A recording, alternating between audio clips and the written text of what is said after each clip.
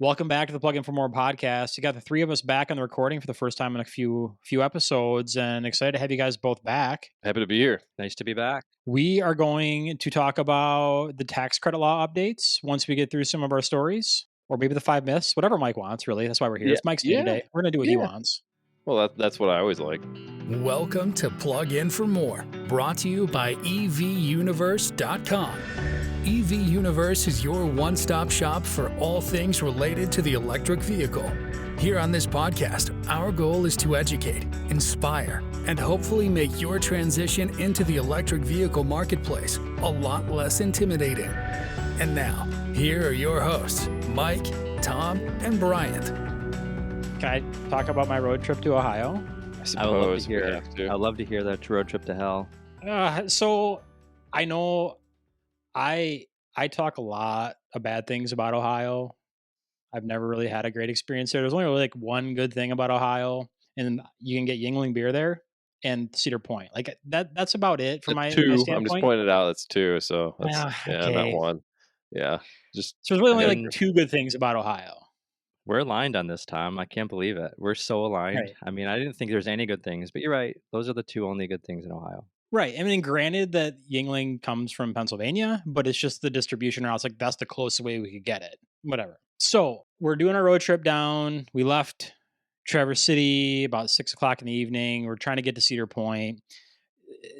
I'm looking at a better out planner. I'm looking at PlugShare, just for apps, because my road trip experience is limited right now still. And like we talked about the last couple episodes of the Mach-E, my range is limited. Like we're at that 224 mile mark for range.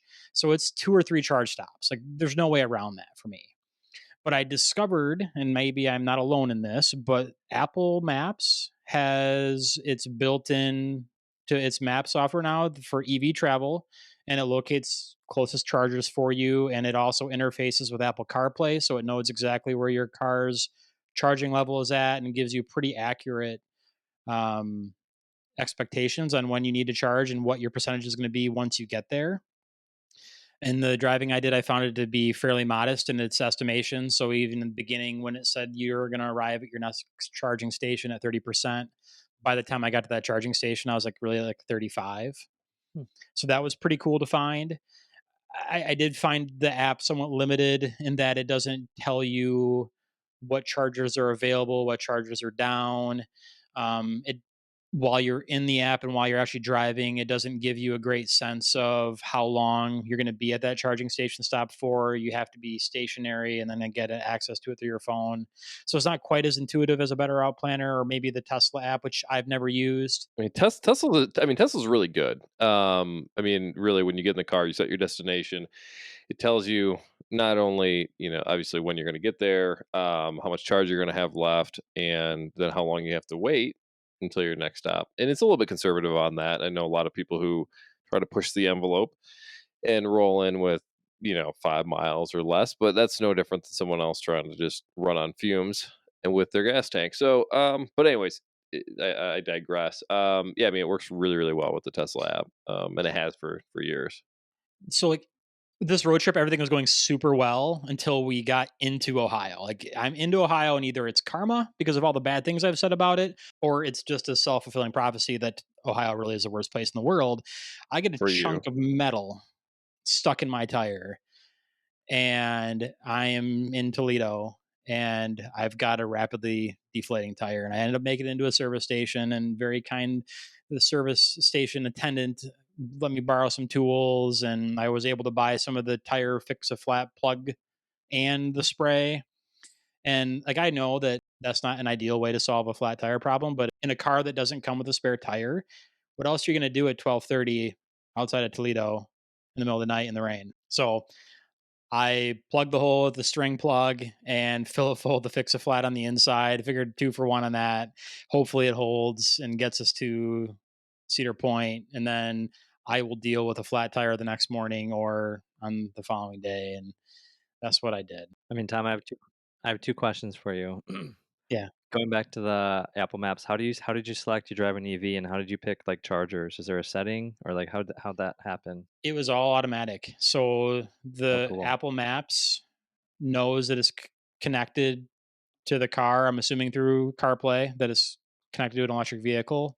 Cool. And then there was no settings that I could find. I could be missing something that specifically point to like what type of chargers that you want. Okay. I would try it. I've not tried it, but I have Apple CarPlay unlike Mike in his fancy Rivian. Yeah, Mike, that's a really cool Rivian you got. Do you have Apple CarPlay? Yeah. No, I don't. I don't. Oh, weird. But you got awesome headlights. Hey, how's your truck bed? How's your truck bed? How's towing stuff these days? I'm sorry. And your range? Well, how's the range? I'm sorry. Just you pull over for a little bit. I'm gonna keep going for about 130 more miles. It's okay. It's okay. Oh, we're letting it fly. I'm getting defensive here. I'm getting defensive. Yeah. Brian, did you have more relevant questions? I did. I was curious how, my car doesn't have a spare either. I mean, describe how it works. I've always had a spare tire, so I've never done a roadside repair on a tire before. Like, tell me about it. So this particular kit that I bought from the gas station, it's got one tool that you would stick into the puncture tire through the hole that was created by whatever foreign object went in. And it's kind of like it looks like a large screw that has serrations on it, and you just kind of plunge it in and out to roughen up that surface from the tire. And then it uses another tool that looks like a giant sewing needle that you put like this thread in that's maybe like an eighth of an inch in diameter, and it's kind of rubber, and it reminds me of those Cracker Barrel when you go there and you get those like little pixie sticks. Sure. Yeah. No, okay. It looks like that but bigger, and rubber cement, and you coat this whole thing with rubber cement, and then you jam it into the tire so some of that thread is still sticking out, and then you just yank the needle out and that stuff stays inside and it's stuck in the tire and it seals it from that point. I had never used it before, so it was easy enough that silly me at 1:00 in the morning in the dark in the rain could figure it out. And then, not being confident that would be enough, I threw a can of Fix-A-Flat in it just the same and figured 2 for 1, we'll go with that. Nice. And you made it. So We made it. And to this point, we drove it. I went to go get the tire fixed at Walmart, was the only tire place open, and they wouldn't fix the tire or try to patch it because I had already done all that work to it. So they said they wouldn't touch it. And they wanted the tires on that axle to match, so they wouldn't even do it. I would have to buy 2 tires that didn't fit the car to get home. So I just rolled the dice and drove home on my plug. And right now, it's still holding. Wow. yeah. But Nice job. my local tire guy is going to get me in Friday. We'll take care of it, so it should be good then. But yeah, so that went well. Ohio apparently and I still don't get along, but Cedar Point was fine. We had a good time and smooth trip back. All the charging stations were up and running and working as I expected. And by expected, I mean Electrify Americas were at about 75% being opened and functional. That's pretty good. So there's that. That's pretty good. One more question for you. So was it hard? Like, they didn't have any EV specific tires for your vehicle? Was that really difficult for them to locate an EV specific tire? What did that look like? So the big difference, and we talked about it on one of those former episodes with Aaron Jones, is going to come down to a weight rating, or the load rating on the tire is going to be more. So on my particular car, it's a 225 by 60 R18 tire, which is a fairly common size, but the load rating to be high enough is less common. So coming by that's a little bit harder. Got it. Yeah, that's something I'll notice with the Rivian is I have the 21-inch wheel, and there's really not any good aftermarket options. So luckily, I've got a spare on that, but it's not something to think about when I'm going on that long trip, especially later this year if we're going up to Michigan or flying. I think I might end up driving probably at this point, but yeah, it's something to consider. That's for sure. So the Mach-E comes with a tire inflator that has the Fix-A-Flat stuff like already put into it. So this like all-inclusive kit that you plug into your 12-volt supply, and it's got pictures like an IKEA furniture to directing how to use it. I opted not to do that because I figured the replacement cost on that particular item would be significantly more than the $5 can of Fix-A-Flat that I bought. And I figured we'd save that for when I was stranded in the middle of the turnpike.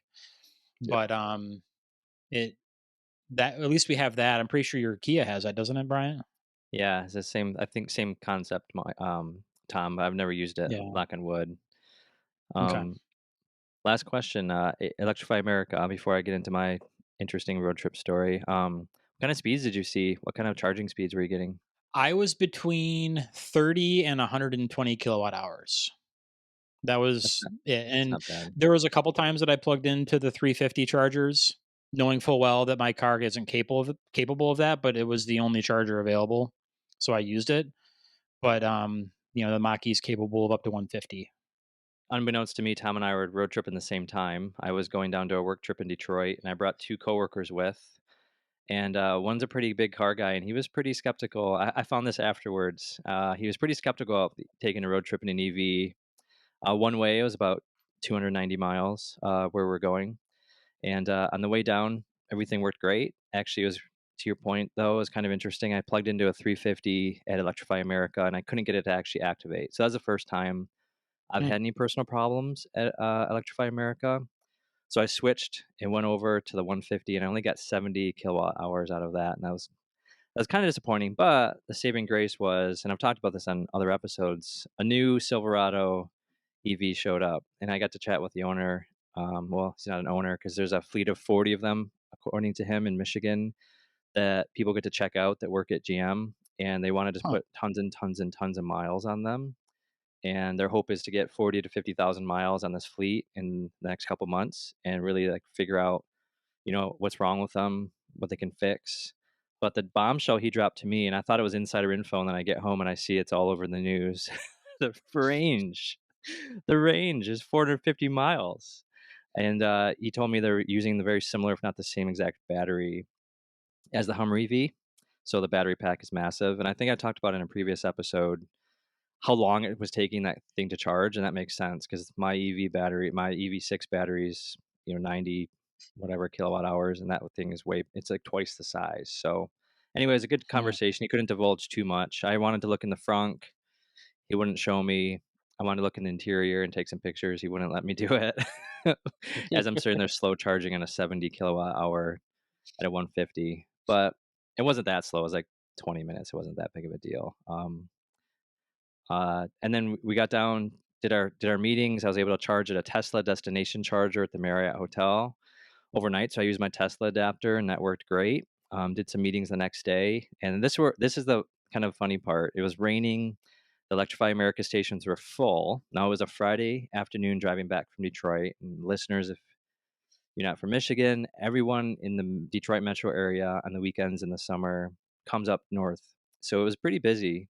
I wasn't stop and go traffic by any means, but 4-lane highway was full. And so I pulled up my Electrify America app and I saw that all the chargers were full. But this is where I started to feel comfortable because I've taken quite a few road trips. I was getting some really sick mileage. I think I had a tailwind. It was 75 degrees. It was nice. Um, and so I just called an audible, and I know I could make it to Cadillac, Michigan, with maybe a 5% charge left. And I just told the people with me, like, we're gonna just try this and see what happens. And I got a little bit nervous though because halfway through the trip, it like starts really storming, huge headwinds, and the temperature drops from 75 to 55. And I was a little bit nervous, so I will say I slowed down from 75 to like 72, but we made it no problem. We made it with 25-mile range left and into Cadillac, and Electrify America there was killing it. I think I got like a 220 charge for like a 7 minute in Cadillac, and then my buddy drove home in my EV, and he did admit after the road trip that he actually was one of those haters, and now he's potentially gonna look for an EV because he thought road trips were gonna suck, and a 10-15 minute charge on the way home, a 15-20 minute charge on the way down, and overnight at a hotel, it was pretty dang convenient. And he loved the instant torque and all the fun characteristics we've talked about for an EV. So I was able to convert maybe one or two people into an EV skeptic, or from an EV skeptic into an EV potential advocate. But I think just the moral of the story is like making sure. I mean, the things we've talked about is just making sure you map out where you're going to charge. I took a calculated risk. I wasn't that calculated because there's a charger in Claire and there's a charger in other places I could have stopped at. Well, you're never that calculated, so I know, exactly.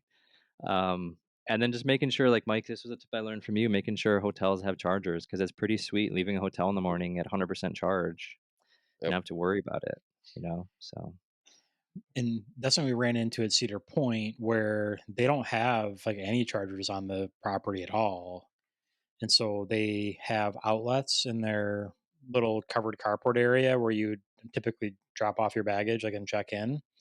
So we just parked that car up there and left it plugged in on the 110 level one charger. And I think I got up to maybe 80% after it had been plugged in for a day and a half, but better than nothing. Yeah. yeah, it works. Absolutely. You're listening to the Plug In for More podcast.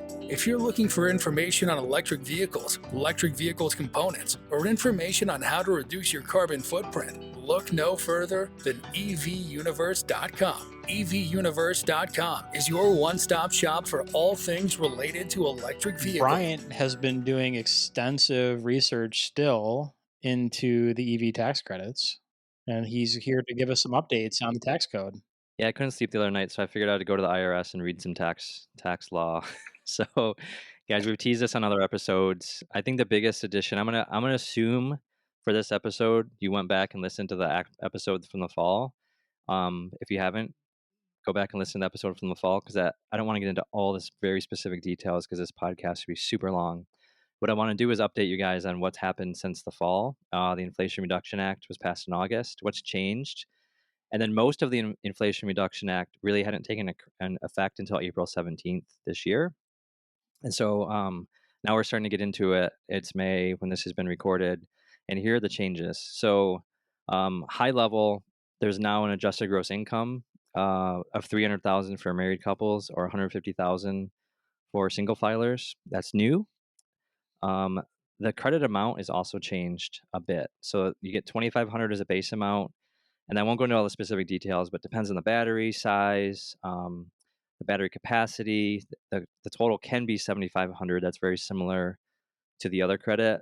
But what happens is because of these different amounts per kilowatt hour and battery capacity, is you get a little bit different. It's not just 7,500 or nothing like the previous one.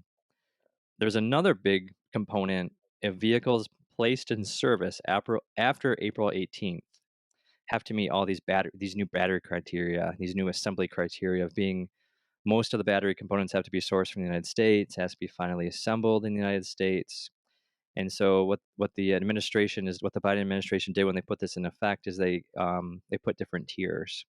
And so for simplicity's sake, if the vehicle meets the critical minerals requirement, so meaning the battery is manufactured in the United States, but it's not finally assembled in the United States, you get a 3,500, so you get roughly half. If it meets the assembly requirements, but the battery's not from source United States, same thing. So long story short, a bunch of other EVs like plug-in hybrid type EVs used to qualify, and they're not qualifying anymore. So I want to get into very specific things. One more quick detail. There's a new MSRP. So for SUV, sport utility vehicles, and pickup trucks, the MSRP cannot exceed 80,000. For other vehicles like sedans and whatnot and hatchbacks, it's 55. So those are some of the criteria that are now into effect for the tax credit. And it's not just as easy in the past as just whoever had tax credit allocations left from the government, they could get them. So what the outcome of this is a lot of vehicles no longer qualify. In fact, only about a dozen vehicles qualify now for the full $7,500 tax credit. 4 hybrid vehicles qualify. We're not getting into hybrids on this podcast because we're doing full EVs. But the list is so short, I'm just going to read it because it's not very big. The Cadillac Lyriq qualifies. Congratulations to the Cadillac Lyriq Owners Club. They were lobbying to get the. I know this because some of them have contacted me, even though I'm an owner of a Lyriq, but they contacted me and talked to me about this when I wrote the previous article. The Cadillac Lyriq Club successfully negotiated the Cadillac Lyriq to qualify. So Cadillac Lyriq, Chevy Blazer when it comes out later this fall, the Chevrolet Bolt until it's killed at the end of the year, the Chevrolet Equinox when it comes out later, the Silverado when it comes out later, the F-150 Lightning, both standard and extended range, the Tesla Model 3, and the Tesla Model Y. What's missing from this list is a lot of EVs, like mine. The EV6 doesn't qualify anymore. Tom, unfortunately, the Mach-E doesn't fully qualify anymore. Wow. And if you, yeah, it's kind of a surprise. And if you really know your EVs, there's 4 of them I listed on here. Well, technically 3 of them. The Blazer, the Equinox, and the Silverado. You can't even buy them right now. They're not for sale. So the list is really Lyric, Bolt, F-150, Model 3, and Model Y. Very small. Yeah, and that, I mean, again, that's for the 7,500 tax credit. I mean, there's a bunch more that are eligible for the 3750. Yeah, the 3750. So the ones that don't qualify, um, obviously, like I talked about, EV6, pretty much all of the Kia, all the Hyundai don't qualify. None of the Audi. Mike Rivian no longer qualifies. The Nissan Leafs don't qualify. So the Rivians BMW. are, yeah, the Rivians are interesting though. So let's talk about that for a second. So the R1T and the R1S still qualify. This is for 2023 for up to 3750, but Yes. you had those are for the ones that are have an MSRP of under 80,000. So the only way to, and the other caveat with this is what your income is. There's an income requirement, and so that factors in there. So it, but to get the MSRP under 80,000 on either one of the, either the Rivian truck or the SUV, you had to be an early reservation holder, but not take delivery until later with the pre-price increase. Otherwise, that MSRP is gonna be way above 80,000 for each one of those cars. So it's a pretty darn small number of people who would be eligible for that tax credit. It's a good point, Mike. And Tom, your Mach-E qualifies for 3,700, so it's not zero. But as we all know, Tesla's lowered its price a few times. I mean, they weren't qualifying because of their MSRP. Now they do. Yeah. I believe, Tom, correct me if I'm wrong, but the Mach-E, they recently lowered their prices as well. Is that correct? Yeah, and there's actually been 2 price drops since the first of the year. They dropped right honestly, like 2 weeks after I bought mine, and I got a check back from Ford covering that difference. And now this most recent drop is almost like 3 grand. I'm not sure if I'll get anything for that because I think they're gonna say that it's a 23 and a half model year and they've changed the battery. So, I probably won't say anything. The ID4 is now assembled at the assembly plant down in Tennessee. So I think that's the point I'm getting to. That's just going to go to. It's a good transition. Is Hyundai, the Kia, EV6, the Hyundai Ioniq, and all those vehicles. They're talking about bringing them over and assembling them in the United States to maybe help qualify for part of the vehicle. To your point, Mike, Volkswagen's now assembling the ID4 down in, I think, the Chattanooga plant to qualify. And I think that's a point of the Inflation Reduction Act, is to try to bring, jobs to America, try to source components domestically, but also the unintended consequence, which I'm not sure they thought about when they passed it, was Mike or Tommy just talked about the price drops. Like Tesla's dropped their prices a few times.